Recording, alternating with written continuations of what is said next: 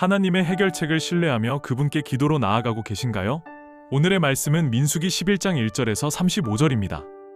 말씀 살펴보기. 그때 백성들이 불평하는 소리가 여호와의 귀에 들렸습니다. 여호와께서 그 말을 들으시고는 진노하셨습니다. 그러자 여호와의 불이 그들 가운데 타올라서 진의 바깥쪽을 태웠습니다. 백성들이 모세에게 울부짖자 모세가 여호와께 기도했고 불은 꺼졌습니다. 그리하여 그곳을 다베라로 부르게 됐습니다. 이는 여호와의 불이 그들 가운데 타올랐기 때문입니다. 이스라엘 가운데 섞여 살던 사람들이 다른 음식을 요구하기 시작했습니다. 그러자 이스라엘 자손이 다시 울면서 말했습니다. 누가 우리에게 고기를 먹게 해줄 수 있을까? 이집트에서는 생선, 오이, 멜론, 부추, 양파, 마늘을 공짜로 먹을 수 있었는데 이제 우리가 식욕을 잃어버리고 말았구나. 눈에 보이는 것이라고는 이 만나뿐이니 만나는 코리안더씨 같고 색깔은 송진 같았습니다. 백성들은 여기저기 다니며 그것을 모아다가 맷돌에 갈거나 절구에 찧어서 솥에 삶아 납작한 빵으로 만들었습니다. 그 맛은 기름 섞은 과자맛 같았습니다. 이슬이 진에 내릴 때 만나도 진 위에 내렸습니다. 집집마다 각자의 장막 입구에서 울고 있는 것을 모세가 들었습니다. 여호와께서 몹시 진노하셨고 모세도 언짢았습니다. 모세가 여호와께 말했습니다. 왜 주께서는 주의 종을 괴롭히십니까? 왜 제가 주의 은총을 받지 못하며 주께서는 이 모든 백성의 짐을 다 저에게 지우십니까? 이 모든 백성들을 제가 낳았습니까? 제가 저들을 낳았습니까? 왜 마치 제가 이들을 낳은 것처럼 주께서는 유모가 아기를 품듯이 저들을 제 팔에 품고 주께서 그들의 조상에게 맹세하신 땅으로 데려가라고 하십니까? 제가 고기를 어디서 구해 이 백성에게 주겠습니까? 저들이 저를 보고 우리에게 고기를 주어 먹게 하라 하고 울어댑니다. 저 혼자만으로는 이 모든 백성을 감당할 수가 없습니다.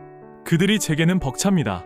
주께서 제게 이렇게 하시겠다면 제발 저를 불쌍히 여기셔서 지금 당장 저를 죽이시고 이 곤란한 일을 보지 않도록 해주십시오. 여호와께서 모세에게 말씀하셨습니다. 너는 백성의 나이든 사람들 가운데서 네가 장로 혹은 관료로 알고 있는 사람들 70명을 내게로 데려와라. 그들을 회막으로 데려와서 거기서 너와 함께 서도록 하여라. 내가 내려가 거기서 너와 이야기하고 내게 내려준 영을 그들에게도 나눠줄 것이다. 그러면 그들이 이 백성의 짐을 너와 함께 나눠지고 너만 혼자 지지 않게 될 것이다. 백성들에게는 이렇게 말하여라. 내일을 위해 몸을 거룩하게 하라. 너희가 여호와의 귀에 대고 울면서 누가 우리에게 고기를 먹게 해줄 수 있을까? 이집트에서 살던 것이 훨씬 나았구나라고 했으므로 내일은 너희가 고기를 먹게 될 것이다. 여호와께서 너희에게 고기를 줄 것이니 너희가 먹게 될 것이다. 1일, 2일, 5일, 10일, 20일만 먹을 것이 아니라 고기 냄새가 너희 코에 넘쳐서 역겨워질 때까지 한 달 동안 먹을 것이다. 이는 너희가 너희 가운데 있는 여호와를 거부하고 그 앞에서 울면서 왜 우리가 이집트에서 나왔을까라고 했기 때문이다. 그러자 모세가 말했습니다. 여기 나와 함께 있는 사람들 가운데 걷는 사람들만 60만 명인데 주께서는 내가 그들에게 고기를 주리니 그들이 한 달 내내 먹을 것이다 라고 하시는군요. 양떼나 소떼를 잡거나 바다의 모든 고기들을 다 모은다 한들 그들에게 충분하겠습니까? 여호와께서 모세에게 말씀하셨습니다. 여호와의 손이 그렇게 짧으냐? 내가 말한 대로 되는지 안 되는지 내가 보게 될 것이다. 그러자 모세가 밖으로 나가 여호와께서 하신 말씀을 백성들에게 전했습니다. 그리고 그는 백성 가운데서 나이 많은 장로 70명을 불러 회막 둘레에 서게 했습니다. 그러자 여호와께서 구름 속에서 내려오셔서 모세에게 말씀하시며 모세에게 있는 영을 70명의 장로들에게도 주셨습니다. 그 영이 그들 위에 머물자 그들이 예언을 하다가 다시는 하지 않았습니다. 두 사람이 진에 머물러 있었는데 그들 가운데 하나의 이름은 엘닷이었고 다른 하나의 이름은 메닷이었습니다. 그들에게도 영이 임했습니다. 그들은 명단 가운데 있었는데도 회막으로 가지 않았습니다. 그러나 그들도 진 안에서 예언을 했습니다. 한 젊은이가 달려와 모세에게 말했습니다. 엘닷과 메닷이 진영 안에서 예언하고 있습니다. 모세의 보좌관으로서 어려서부터 그를 섬겨왔던 눈의 아들 여호수아가 말했습니다. 내 주 모세여, 저들을 멈추게 해주십시오. 그러자 모세가 대답했습니다. 네가 나를 위해 시기하는 것이냐? 나는 여호와의 모든 백성들이 예언자가 되고 여호와께서 그 영을 그들에게 부어주시기를 바란다. 그러고 나서 모세와 이스라엘의 장로들이 진으로 돌아왔습니다. 그때 여호와로부터 바람이 일어 메추라기를 바다에서 몰고 와진 둘레 사방으로 하루길 되는 면적의 2규빗 정도의 높이로 쌓이게 했습니다. 백성이 일어나서 그날 온종일과 그 다음날 낮과 밤 내내 메추라기를 모았습니다. 가장 적게 모은 사람도 10호멜을 모았습니다. 그리고 그들은 메추라기를 진 둘레에 널어놓았습니다. 그러나 고기가 아직 이 사이에서 다 씹히기도 전에 여호와께서 백성들에게 진노의 극심한 재앙으로 그들을 치셨습니다. 그리하여 그곳이 기브롯 핫다아와라고 불렸습니다. 그들이 거기에 탐욕스러웠던 사람들을 묻었기 때문입니다. 백성이 기브롯 핫다아와에서 이동해 하세롯에 이르러 그곳에 머물렀습니다. 말씀 이해하기. 이스라엘 백성은 시내산에 약 11개월 동안 머물며 하나님의 백성으로서 훈련을 받았습니다. 이후 하나님의 인도 아래 약속의 땅 가나안을 향해 출발하게 됩니다.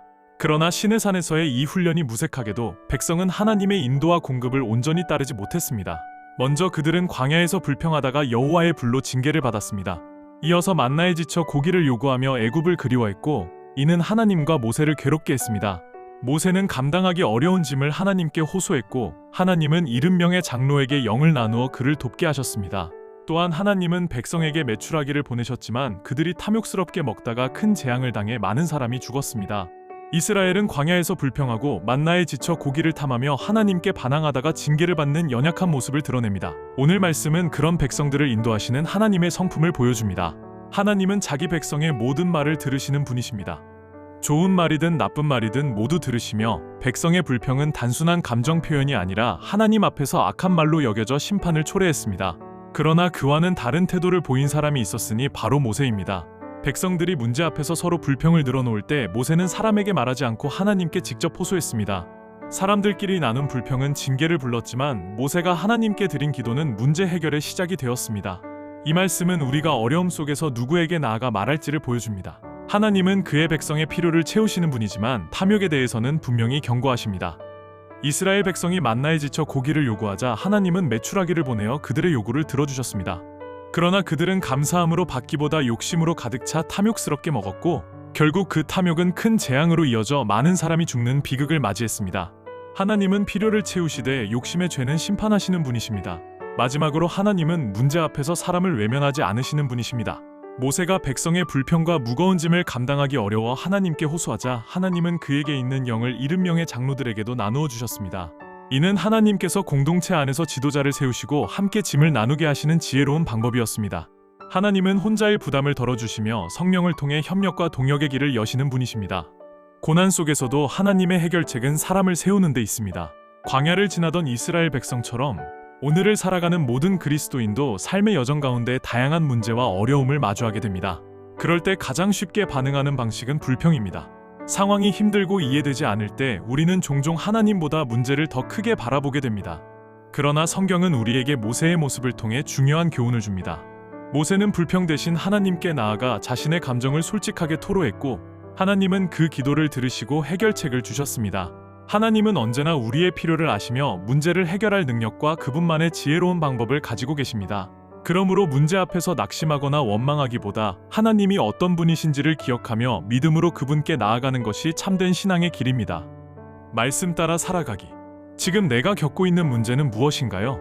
하나님을 신뢰하며 그분께 지혜로운 해결책을 구해봅시다. 말씀대로 기도하기. 모든 그리스도인의 가정이 어려움을 겪을 때 불평보다 감사의 마음으로 하나님을 바라보며 함께 기도함으로 하나님의 지혜로운 해결책을 구할 수 있도록 기도합시다.